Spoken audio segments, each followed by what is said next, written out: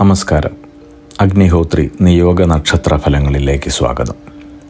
2025 April 1 മുതൽ 30 വരെ, അതായത് മീനം 18 മുതൽ മേടം 17 വരെയുള്ള വിവിധ നക്ഷത്രങ്ങളിൽ ജനിച്ചവരുടെ സമ്പൂർണ്ണ നക്ഷത്രഫലങ്ങൾ നവഗ്രഹങ്ങളുടെ രാശി സഞ്ചാരം അവലംബിക്കുന്നു.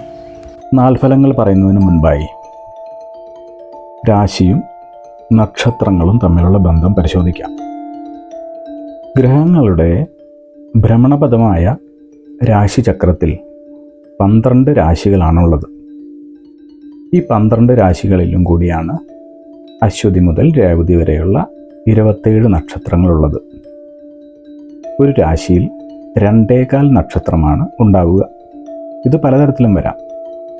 ചില നക്ഷത്രങ്ങളുടെ അരഭാഗവും മറ്റു ചില നക്ഷത്രങ്ങളുടെ മുക്കാലോ കാലോ ഭാഗങ്ങളുമായിരിക്കും ചിലപ്പോൾ ഒരു രാശിയിൽ ഉണ്ടാവുക. എന്നാൽ 18 നക്ഷത്രങ്ങൾ മാത്രം ഓരോ രാശിയിലും പൂർണ്ണമായി ഉണ്ടാവും. അതേതൊക്കെയാണ്? അശ്വതി, ഭരണി, രോഹിണി, തിരുവാതിര, പൂയം, ആയില്യം, മകം, പൂരം, അത്തം, ചോതി, അനിഴം, തൃക്കേട്ട, മൂലം, പൂരാടം, ഉത്രാടം, ചതയം, ഉത്രട്ടാതി, രേവതി എന്നീ നക്ഷത്രങ്ങളാണവ. ഉദാഹരണം പറഞ്ഞാൽ, ആദ്യത്തെ രാശിയായ മേടരാശിയിൽ അശ്വതി, ഭരണി എന്നിവയും കാർത്തികയുടെ കാൽഭാഗവുമാണ് ഉള്ളത്. അതുപോലെ അവസാനത്തെ രാശിയായ മീനത്തിൽ പൂരൊരുട്ടാതി കാലും കൂടാതെ ഉത്രട്ടാതിയും രേവതിയുമാണുള്ളത്. ചന്ദ്രൻ ഭൂമിയെ പ്രദക്ഷിണം വയ്ക്കുന്നതിനിടയിൽ ഓരോ രാശിയിലും സഞ്ചരിക്കുകയും ആ രാശിയിലുള്ള 2.25 നക്ഷത്രങ്ങളുമായി നല്ല ബന്ധം പുലർത്തുകയും ചെയ്യുന്നു. ഇതിനെയാണ് കൂറ് എന്ന് പറയുന്നത്. അങ്ങനെ 27 ദിവസങ്ങൾ കൊണ്ട് ചന്ദ്രൻ 12 രാശി പൂർത്തിയാക്കുന്നു. ഈ കാലയളവിനെയാണ് നക്ഷത്രമാസം എന്ന് പറയുന്നത്. ചുരുക്കി പറഞ്ഞാൽ, ചന്ദ്രൻ നിൽക്കുന്ന രാശിയെ ആണ് കൂറ് എന്ന് ജ്യോതിഷത്തിൽ പറഞ്ഞു വരുന്നത്. ഇപ്പോൾ നിങ്ങൾക്ക് മനസ്സിലായി കാണുമല്ലോ രാശി എന്താണ്, നക്ഷത്രങ്ങൾ എന്താണ്, രാശിയും ചന്ദ്രനും നക്ഷത്രങ്ങളും തമ്മിലുള്ള ബന്ധം എന്താണ്.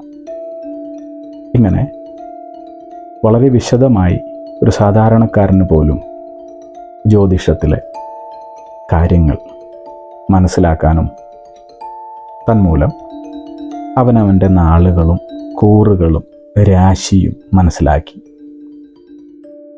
നമ്മുടെ ഭാവിയിൽ എന്താണ് നടക്കുക, എന്തൊക്കെ ചെയ്യാൻ പാടില്ല, എന്തൊക്കെ ചെയ്യാം, ഇതിനെക്കുറിച്ചൊക്കെ വളരെ വ്യക്തമായ ഒരു ധാരണ പുലർത്താൻ സാധിക്കും. ഇനി നമുക്ക് നക്ഷത്രഫലങ്ങളിലേക്ക് പോകാം. ഉത്രം നക്ഷത്രം എല്ലാ രംഗങ്ങളിലും പരിപൂർണമായുള്ള വിജയസാധ്യത കാണുന്ന മാസമാണ് ഉത്രനക്ഷത്രക്കാർക്ക്. മറ്റുള്ളവരുമായി ഇടപഴകുമ്പോൾ തികച്ചും സഹകരണ മനോഭാവത്തോടെയുള്ള പെരുമാറ്റം കൂടുതൽ നന്നായിരിക്കും. അന്യനാടുകളിലേക്കും വിദേശത്തേക്കുമുള്ള യാത്രകൾക്കുള്ള രേഖകൾക്കും മറ്റുമുള്ള തടസ്സങ്ങൾ മാറുന്ന സമയമായാണ് കാണുന്നത്. അതായത് വിസ, പാസ്പോർട്ട്, മറ്റു പ്രധാനപ്പെട്ട രേഖകൾ എല്ലാം തന്നെ വളരെ വേഗത്തിൽ കരസ്ഥമാകുന്ന സമയമാണ്. തങ്ങൾ ആഗ്രഹിച്ചില്ലെങ്കിൽ പോലും വിദേശയാത്ര നടത്തേണ്ടുന്ന സമയമാണ് ഉത്രനക്ഷത്രക്കാർക്ക്. അവിചാരിതമായി ചില നീണ്ട യാത്രകൾ നടത്തേണ്ടി വരുന്നു. അടുപ്പമുള്ള ആളുകളിൽ നിന്നും അംഗീകാരവും സ്നേഹവും ലഭിക്കുന്നു. ജീവിത പങ്കാളിക്കും മറ്റു കുടുംബാംഗങ്ങൾക്കും കൈവരുന്ന സാമ്പത്തിക നേട്ടത്തിൽ അഭിമാനം കൊള്ളുന്നു. ചെറിയ കാര്യങ്ങളിൽ പോലും അത്ഭുതാവഹമായ ഫലങ്ങളും നേട്ടങ്ങളും കൈവരുന്നതായി കാണുന്നു. മനസ്സിൽ ശുഭാപ്തി വിശ്വാസം കൂടുതലായി വരുന്നു. ഏകാന്തത, മടുപ്പ് തുടങ്ങിയവയ്ക്കെല്ലാം തന്നെ പരിഹാരവും സന്തോഷവും സമാധാനവും അതിലുപരി സാമ്പത്തിക സ്ഥിരതയും വരുന്ന മാസമാണ്. തങ്ങളുടെ ജീവിതത്തിൽ വളരെയധികം മോശമായ വിധത്തിൽ സ്വാധീനം ചെലുത്തിയ വ്യക്തികൾ നാം പ്രതീക്ഷിക്കാത്ത തരത്തിൽ നന്മയോടെ പെരുമാറുന്നതായി കാണാം. പുതിയ സൗഹൃദങ്ങൾ ജീവിതത്തിൻ്റെ സന്തോഷം വർദ്ധിപ്പിക്കുന്നു. അഗ്നിഹോത്രി നിയോഗ പ്രവചനങ്ങളെക്കുറിച്ചും നിങ്ങളുടെ ജീവിത നിയോഗത്തെക്കുറിച്ചും അറിയുവാനായി ഞങ്ങളുടെ വെബ്സൈറ്റ് സന്ദർശിക്കൂ. യൂട്യൂബ് ചാനൽ കാണൂ, ലൈക്ക് ചെയ്യൂ, ഷെയർ ചെയ്യൂ, കമൻറ്റ് ചെയ്യൂ, സബ്സ്ക്രൈബ് ചെയ്യൂ. അഗ്നിഹോത്രി നിയോഗ പ്രവചനങ്ങൾ മനുഷ്യ നന്മയ്ക്ക്.